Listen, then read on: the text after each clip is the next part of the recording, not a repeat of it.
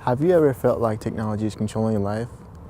How simple would your life be without any of these devices? The way I think about Johnny's simple life is that it works very, very well for some people who are able to do it, to be able to live without a phone and with minimal heat.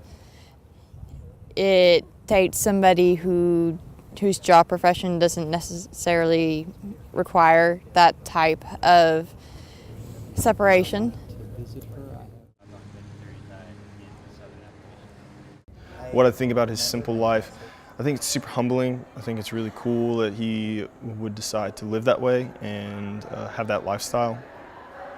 Not exactly for me, but I think it is something that's super humbling, and I think we can all learn a little something about it, of being less materialistic, because a lot of our worries can come from materialism. I decided years ago I didn't want a cell phone. Who wants to be in a cell?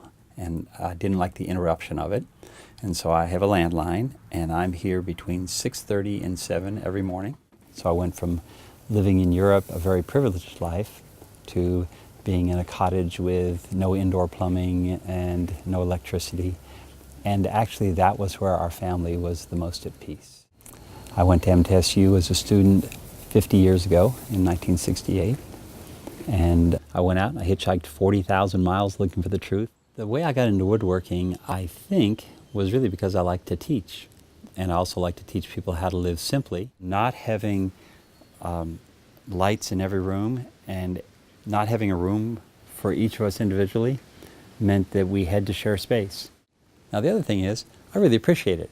I don't think we need to have all of the conveniences we have. I think that they complicate our lives sometimes. To live a simple life is a choice that can still be made.